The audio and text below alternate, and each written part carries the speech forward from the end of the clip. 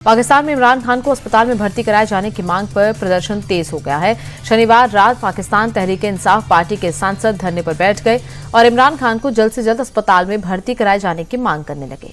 Pakistan national assembly के gate को बंद कर दिया गया और पुलिस तैनात कर दी गई। पाकिस्तान के कराची में जमात-ए-इस्लामी के कार्यकर्ताओं ने प्रदर्शन किया। सैकड़ों की संख्या में कार्यकर्ता शहर की खराब सड़कों, ड्रेनेज की समस्या और बुनियादी नागरिक की सुविधाओं की मांग को लेकर जीने दो कराची अभियान के तहत सड़क पर निकल आए।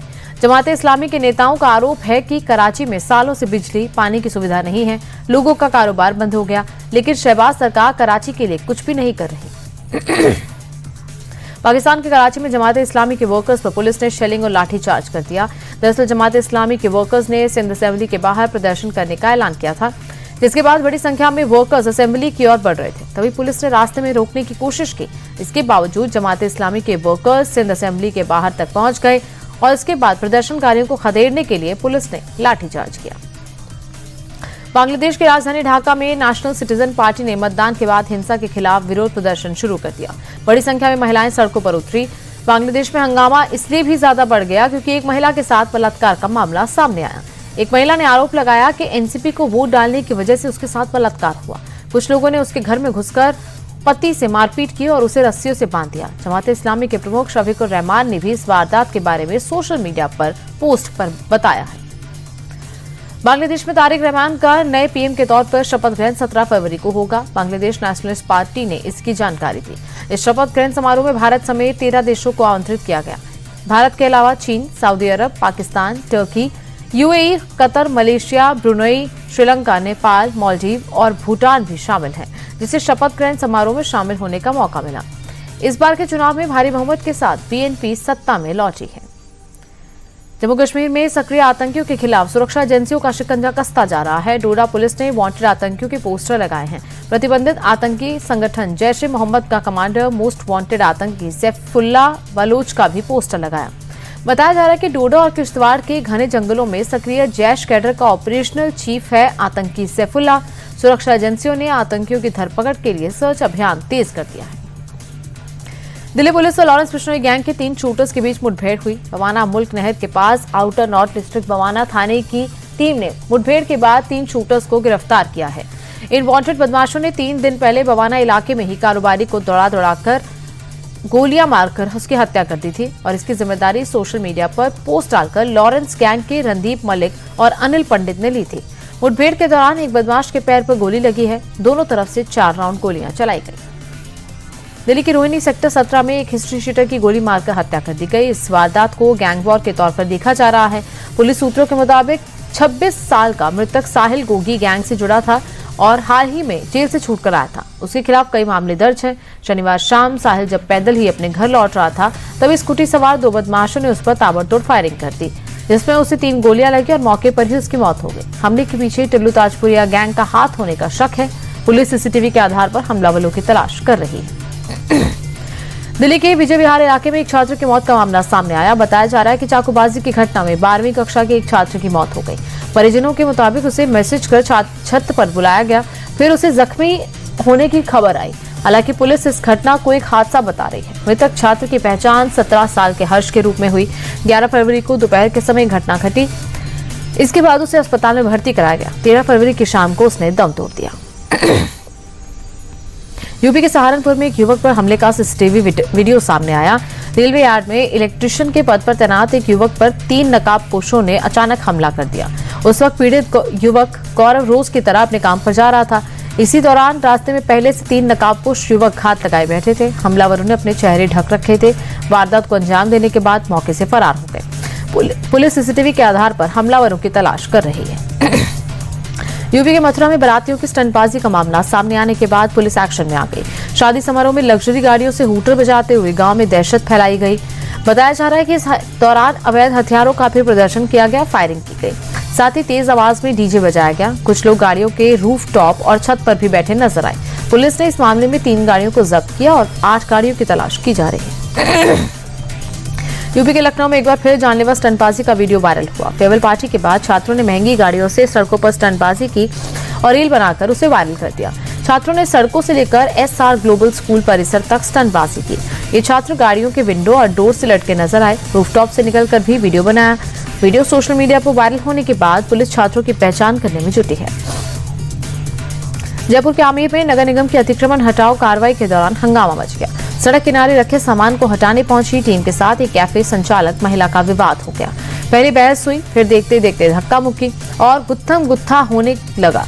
इससे पूरे बाजार क्षेत्र में अफरा तफरी मच गई। आसपास के दुकानदार और राहगीर मौके पर जमा हो गए। हालात संभालने के लिए कुछ देर के लिए कार्रवाई रोकनी पड़ी। मुंबई के मुलुंड मेट्रो हादसा केस में पुलिस ने 5 आरोपियों को गिरफ्तार किया है। गिरफ्तार किए गए लोगों में project director, project manager, deputy manager शामिल हैं। मेट्रो पिलर का हिस्सा गिरने से एक शख्स की मौत हो गई थी, जबकि कई लोग घायल हैं।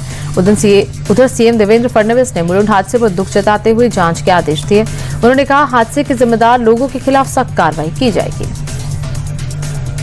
कांग्रेस नेता और जेएनयू छात्र संघ के पूर्व अध्यक्ष कन्हैया कुमार एक बार फिर से अपने पुराने अंदाज में नजर आए। मंगलवार को 8 साल बाद जेएनयू कैंपस पहुंचे। इसकी तस्वीर और वीडियो सामने आई, जिसमें कन्हैया का वही पुराना तेवर दिखा। डफली बजाकर छात्रों के प्रदर्शन में वो शामिल हुए, जमकर नारेबाजी की।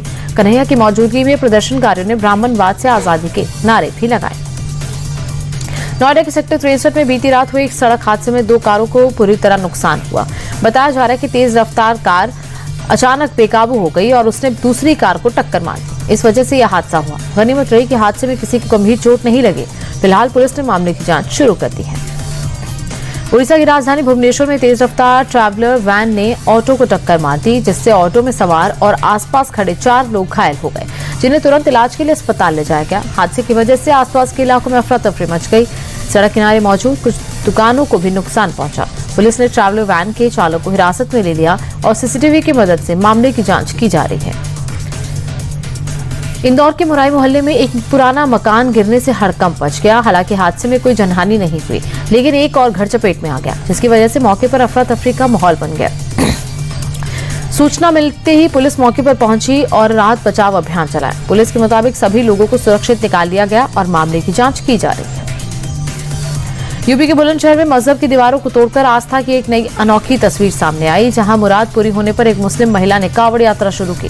दरअसल उजमा खान को हिंदू लड़के लोकेंद्र सिंह से शादी करनी थी, इसीलिए उसने भोलेनाथ से मन्नत मांगी थी, जो अब 4 साल बाद पूरी हुई। मन्नत पूरी होने पर उजमा ने पुलिस सुरक्षा के बीच अनूप शहर से गंगा जल लेकर यात्रा शुरू की। उजमा की इस यात्रा में हिंदू संगठन के कार्यकर्ता भी साथ साथ चल रहे हैं। मध्य प्रदेश के छतरपुर में आज बाबा बागेश्वर 300 जोड़ियों की सामूहिक शादी कराएंगे। गड़ा ग्राम में सामूहिक शादी को लेकर सभी तैयारियां हो चुकी हैं। बाबा बागेश्वर पिछले कई सालों से गरीब और असहाय बेटियों के लिए सामूहिक कन्या विवाह महोत्सव का आयोजन करते हैं। इस बार ये 7वां आयोजन है, जिसकी शुरुआत 13 फरवरी से हो चुकी है। शनिवार को हल्दी और मेहंदी कार्यक्रम संपन्न हुआ, जिसमें बीजेपी सांसद मनोज तिवारी शामिल हुए। इसके अलावा कई साधु संत भी पहुंचे। सड़क हादसों के पीड़ितों को आपातकालीन चिकित्सा उपलब्ध कराने के उद्देश्य से केंद्र सरकार ने पीएम राहत योजना शुरू की। इसके तहत सड़क दुर्घटना पीड़ितों को 1.5 लाख रुपए तक का कैशलेस उपचार मिलेगा। भारत में हर साल सड़क दुर्घटनाओं में बड़ी संख्या में मौतें होती हैं। सड़क परिवहन मंत्रालय ने एक स्टडी का हवाला देते हुए कहा कि अगर पीड़ितों को सड़क हादसे के पहले घंटे के भीतर अस्पताल में भर्ती कराया जाए तो सड़क हादसे में होने वाली लगभग 50% मौतों को रोका जा सकता है।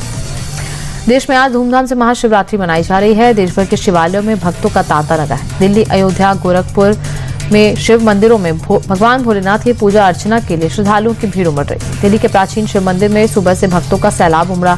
शिवलिंग पर दूध, दही और जल चढ़ाकर श्रद्धालुओं ने भगवान शंकर की पूजा की। अयोध्या और गोरखपुर के भी शिव मंदिरों में भक्तों की लंबी कतार लगी है। महाशिवरात्रि के मौके पर आज मंदिर में श्रद्धालुओं की भारी भीड़ देखी जा रही है। आधी रात को ही जगह जगह शिव भक्त शिव मंदिर में जलाभिषेक करने पहुंचे। इस बीच हर ओर से बम बम बोले के जयकारों की गूंज सुनाई दी। उज्जैन के महाकाल मंदिर में भी तड़के सुबह विशेष पूजा की गई। भक्तों की भारी भीड़ देखने को मिली। वाराणसी में भी महाशिवरात्रि के मौके पर आस्था का सैलाब देखने को मिल रहा। दूर दूर से भक्त काशी विश्वनाथ मंदिर में पूजा अर्चना करने के लिए पहुंच रहे। मंदिर के बाहर भक्तों की लंबी कतार है। सुबह से ही श्रद्धालु जलाभिषेक करने के लिए पहुंचे। बता दें कि महाशिवरात्रि के मौके पर वाराणसी में कल से ही भक्तों की भीड़ जुटने लगी। सीएम योगी आदित्यनाथ गोरखपुर दौरे पर हैं। महाशिवरात्रि के मौके पर गोरखनाथ मंदिर में उन्होंने रुद्राभिषेक कर भगवान भोलेनाथ की आराधना की। पंडितों ने मंत्रोच्चार और पूरे विधि विधान के साथ भोलेनाथ की पूजा करवाई। बता दें कि सीएम योगी हर साल शिवरात्रि और अन्य खास त्योहारों पर गोरखनाथ मंदिर में पूजा अर्चना करते हैं। पूजा से पहले आज उन्होंने मंदिर प्रांगण में ही जनता दरबार भी लगाया, लोगों की फरियाद सुनी। कर्नाटक के बेलगावी में दक्षिण का काशी कहे जाने वाले कपिलेश्वर मंदिर में महाशिवरात्रि पर श्रद्धालुओं की भीड़ उमड़ी। महाशिवरात्रि के पवित्र दिन भक्तों ने भोलेनाथ के दर्शन कर सुख समृद्धि का आशीर्वाद लिया।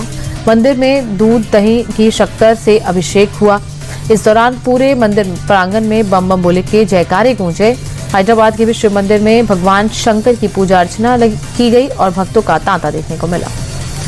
गुजरात के गिर सोमनाथ में महाशिवरात्रि पर सोमनाथ मंदिर में भगवान शंकर की विशेष पूजा अर्चना हुई। ओम नमः शिवाय महामृत्युंजय मंत्र के जाप के साथ रुद्राभिषेक हुआ। श्रद्धालु शामिल हुए, भगवान भोलेनाथ के दर्शन कर आशीर्वाद लिया। उधर राजस्थान के जयपुर में भी शिवालयों में दर्शनों के लिए तांता लगा।